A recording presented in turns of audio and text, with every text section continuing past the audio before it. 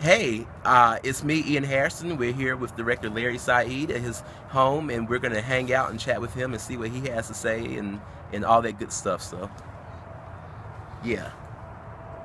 It's the Ian Hairston Show. Ian Hairston Show. Entertainment on the go. For everyone you know. It's the Ian Hairston Show.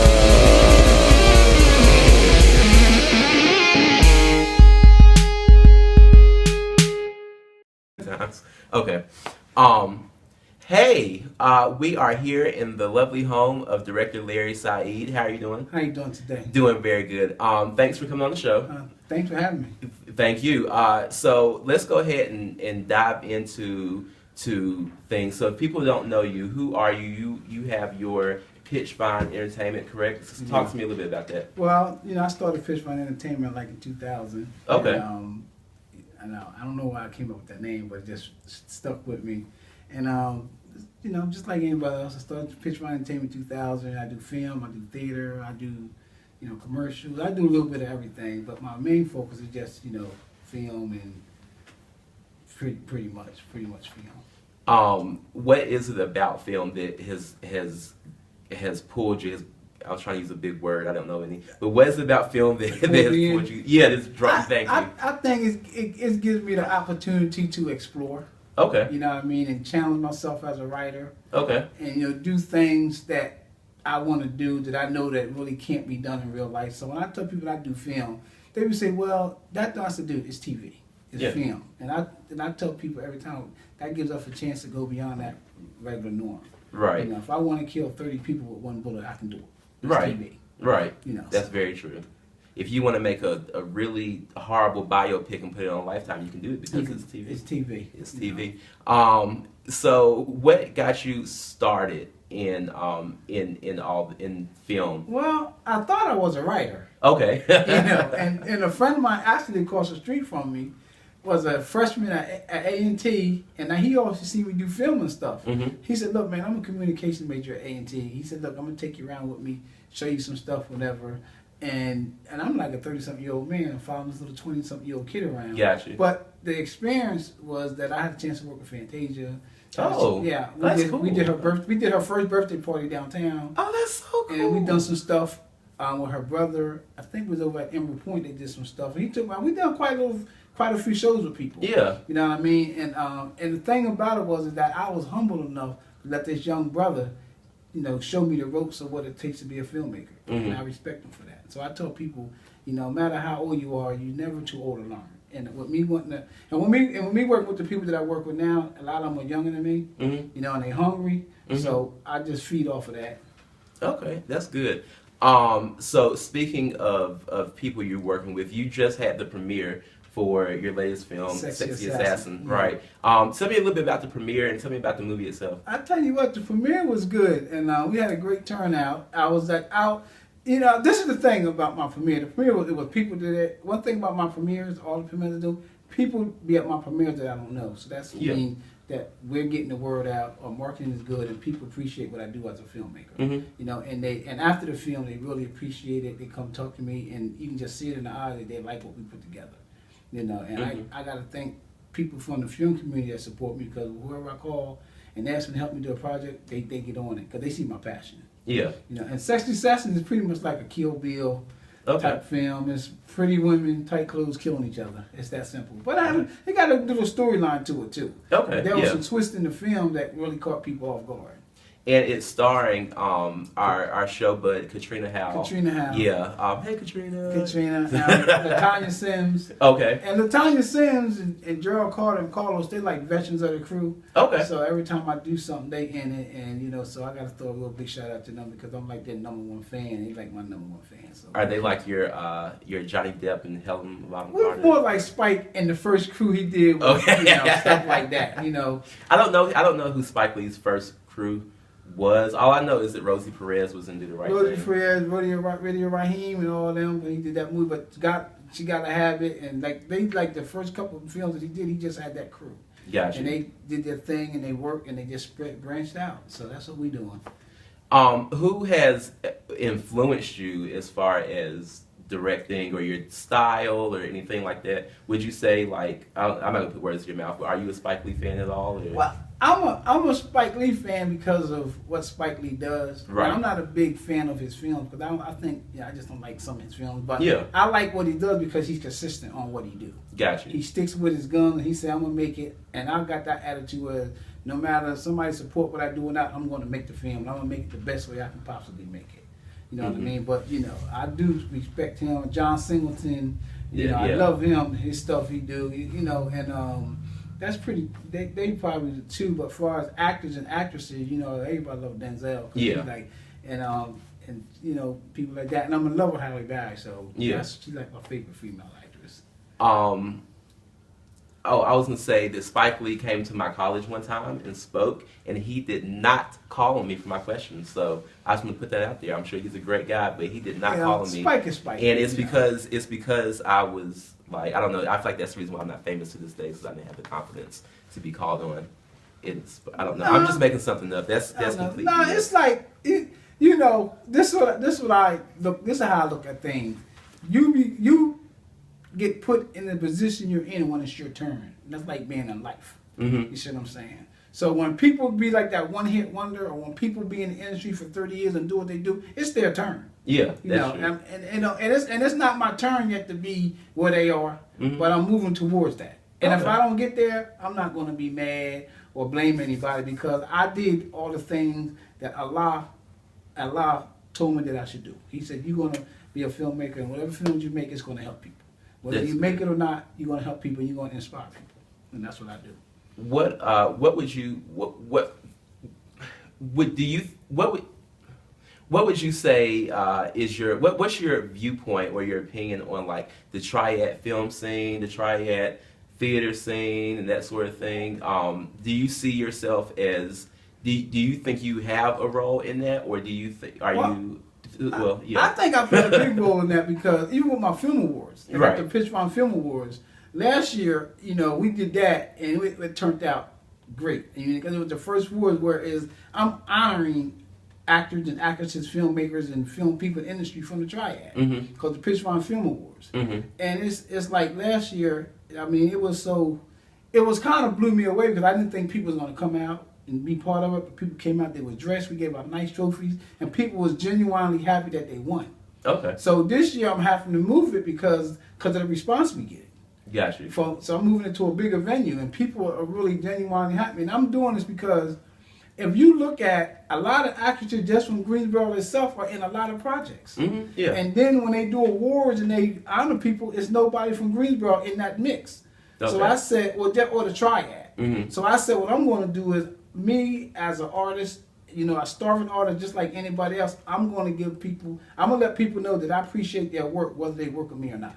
Okay. You seem like you're very humble. Like, is that just you that just goes with the territory? Well, I put it to you like this: coming up poor, you learn to be humble. Okay. My mom was a humble person. Okay. When we came up poor, my mom wasn't a prostitute, and she raised 9 of 10 of us by herself. That's good. Yeah. And we are all disciplined. Now, granted, we all done got in more trouble, but that's after we became adults and stopped following her guidelines of what it takes to be a great person. Right. But we all got that back, because we all got ourselves together, and we carry ourselves the way she raised us to carry ourselves as respectable people.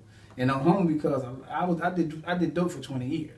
Okay. You know what I mean? So I still look good. I got my health. Yeah. And Allah put me in the position I had this. I got a house. I got a wife. I got a son. I don't have no issue with people. Yeah. I respect people. So that's all come from just my upbringing with my mother.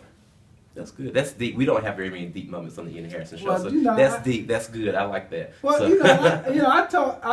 I tell people that I don't have time to be playing. Yeah. I play. I kid around people. My thing is that I want to be one of them persons when my eyes close or when people walk away from me, they don't have nothing but good things to say about me.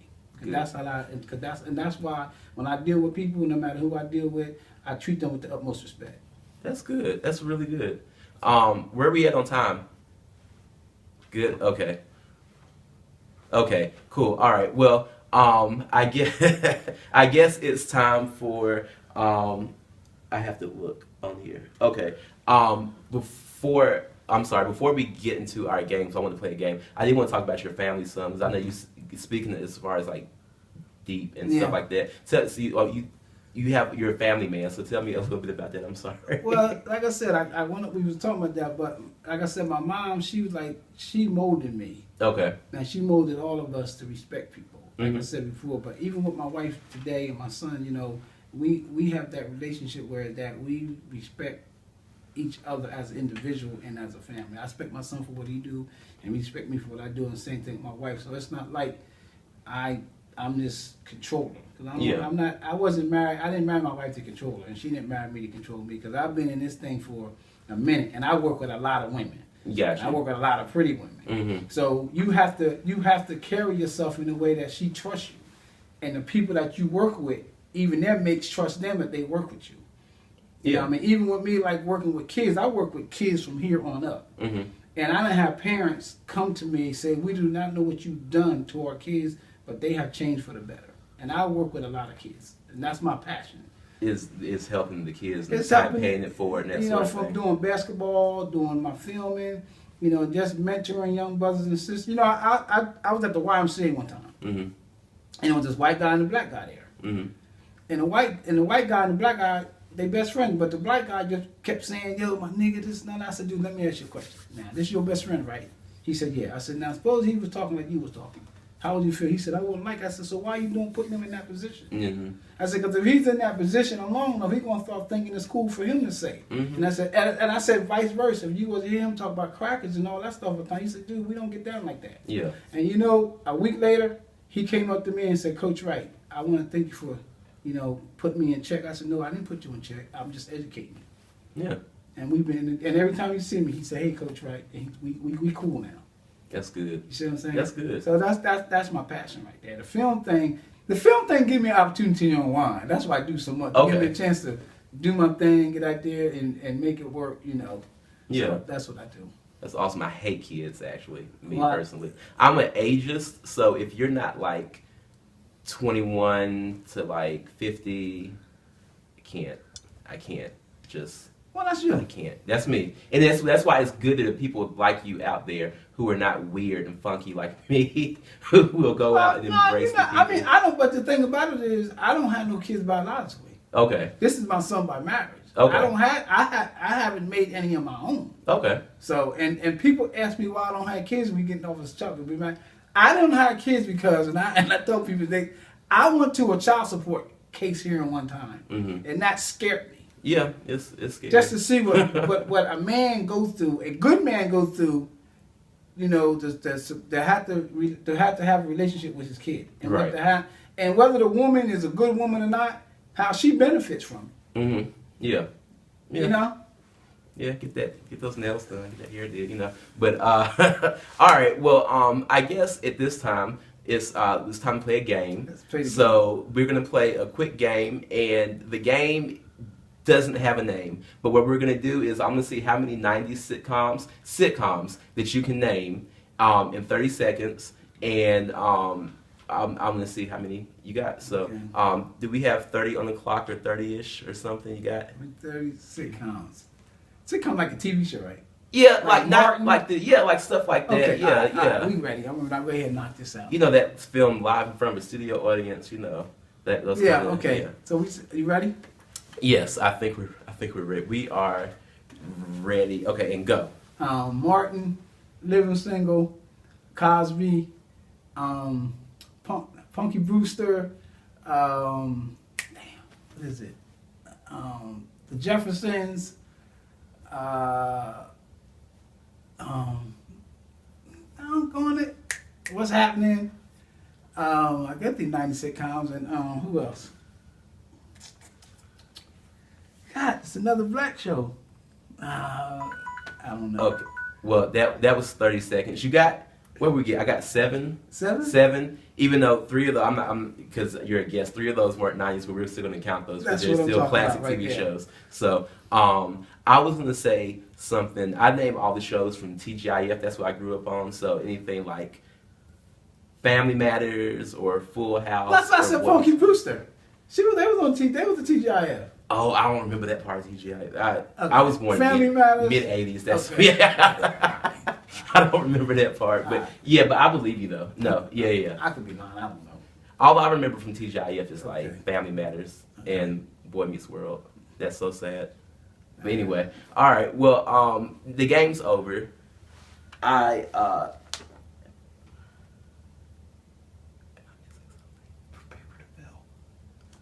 Speaking of, this is normally our. We're good. I like this though. Yeah, I like this. we're going. I like this. Where are we on time? We good? We're still good? Okay. All right. So normally, yeah, I'm not like this, but we're flowing. We're good. So, I like this. I meant to ask you about this when you were talking about kids and stuff like that. But your paper to film. Tell me about that. Tell me exactly what it is. Before I go any further with the paper film, I definitely got to give shouts out to Cedric Livingston, Nikki Faircloth, and Tiffany McKeever. Okay. Because when we started this program, we didn't really know what we were getting ourselves into. So Okay. we said we're gonna put something together for the kids, and we're gonna focus on them being able to. And the program is about improving their reading, writing, and comprehension skills. So they can't use a laptop, and the only time we can use a laptop is if they're doing the script. Everything has to be handwritten. Right. So we working on that penmanship. Yeah. In 2003 we started the program. 2013 we started the program with 7 individuals, that was all girls. Okay. Couldn't get no guys to come out. Of course. And we shot one film. Okay. And it went well. But this year we had 23 people sign up for the program. Okay. And it was a mixture. That's good. Yeah. And we shot 3 films this year. Oh, that's awesome. Right. Okay. And the kids, and the best thing about it is, the 2 of the kids that dropped out, one of them went to stay with her dad in Florida, and the other girl just said she didn't want to be in it. She was just there because her mom made her come. Gotcha. That was fine. But we still ended up with 21 kids in the program. That's For really 3 cool. months, 2 days a week. That's all good. summer. And I'm tell you, and it was a blessing because once the parents came and seen the final product, they appreciated what we did as mentors. You know, and it wasn't that. And when you come into our program, it's not one of them programs we just gonna let you sit there and do nothing. Okay. If you come to our program, you come to our program to learn. And we're using the art to motivate young brothers and sisters of all races to want to do better. Because once you learn how to read and once you learn how to write, you can comprehend anything. It's very important. And yeah. what's wrong with people today is that they do good. Well, what's wrong with people today, especially in the school system, they're training our young brothers and sisters to be able to limit their reading and writing skills so they can control them. Okay. Yeah. And that's why the first thing they take out of school is what? Art. Oh well, yeah. Well, yeah. Once you take out art, you're taking away their ability to explore. Like I said, you're taking away their ability to do things with their mind that you can't normally do. So then they can control them. Okay. And that's why we have the issues we have. Because they are taking those things away from people where we can't, like I said, we can't express ourselves. Right. And it's building up, and that's why everybody's so angry because they can't express themselves. Right. You know, coloring book goes a long way. By the way, A long way. I got one right now for do my you grandbaby. really? That's like a thing. Oh, you said for your grandbaby. Yeah. Oh. Well, because I'm training her. Okay. Well, yeah. Like my grandma, she got coloring books, and and so we get educational stuff for her, because she need that. Yeah. And all kids, even grown people like us, need educational. Yeah. Because we starting to get away from we live more for vanity than education.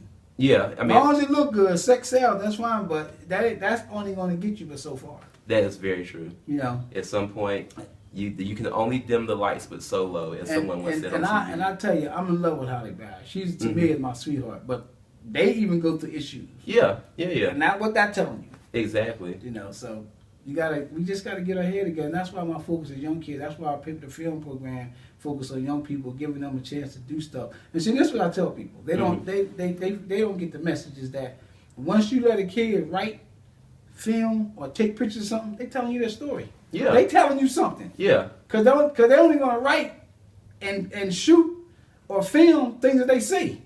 That's true. Yeah. In the beginning. In the end, they're gonna tell you what they want, what they're looking for. Got you.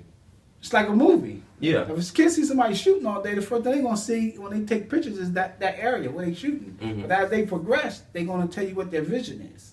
Okay. Getting out of that, doing something different. Okay. And that's why we do our program.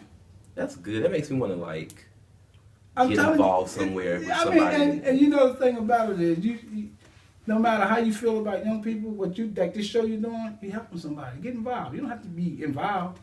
I guarantee you, if you talk to one of these kids, they were like, well, damn, these kids is smart.